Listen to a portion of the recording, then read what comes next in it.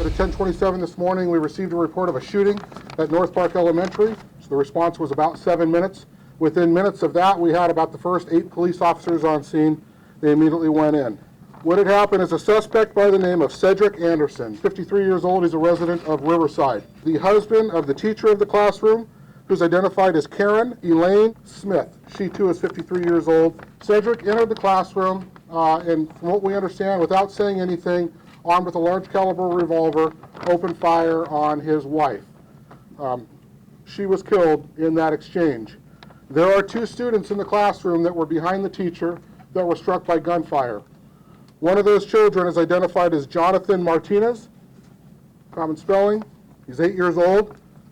He was taken to Loma Linda University Medical Center via helicopter, airlifted out almost immediately as soon as we can get resources there. Tragically, he has passed away. The second student that was in the classroom that was struck by gunfire is a 9-year-old student. I'm not going to release his name at this time. I'm told that he is in stable condition at the hospital.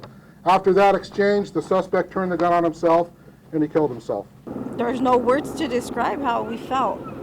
My daughter started seeing stories on Snap that there was a shooting at my daughter's school. As soon as I was able to, I just rushed over here. We had no information. They were not giving us the correct information. No official was coming out to explain any of it. They just had us walking back to the gym. As we got there, they told us they were in Cal State, so we had to go to Cal State. Then they informed us to stay here. The kids were being transported to Cal State, and then, but we had no news. Maybe, I'm gonna say about 2-3 hours after waiting, I was informed that my daughter was actually in the classroom where the shooter went in. My daughter just mentioned she saw one of her little friends get shot in the back. She had blood all over. He had blood all over. As it is, my daughter has special needs. This classroom that they were in is with students with special needs. I don't know. I don't know how else, it's gonna affect her. Parents' worst nightmare to think that it's happening in your daughter's school, or something could be happening to her. All she was told was there was a bad man in the class. Any parent that needs some help, therapy, whatever we need to do to get through this tragedy in San Bernardino County, the district attorney's office is there with my partners and the mayor and our board members and our assembly and congressmen here to help get us through this tragic event. I've been over here for almost 2 hours just waiting for them to finally get him to me, so I'm just happy that he's safe and everything's good. I don't know what happened. I don't even know who got shot. I'm just grateful and blessed that he's fine.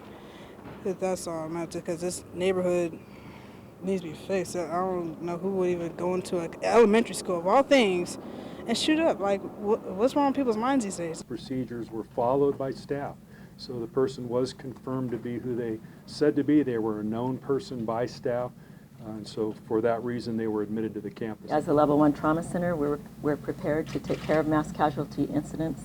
That being said, we certainly hate to have to take care of something like this, where we understand that families' lives have been impacted irretrievably today. Parents, I have a message for you. I would like you to please work with your young child to keep things as normal as possible. Be willing to listen to their story, and be willing to listen to their story multiple times. Reassure them that the danger that they've faced is past, and also continue to model for them healthy ways to cope with what they're feeling. Once again, I'd like to commend our police officers and the great leadership of Superintendent Dale Marsden, who has been an exemplary leader and administrator in our community. I thank all the electeds that have reached out to our city and expressed their condolences, their support, and their offer of prayers on behalf of our community at this time.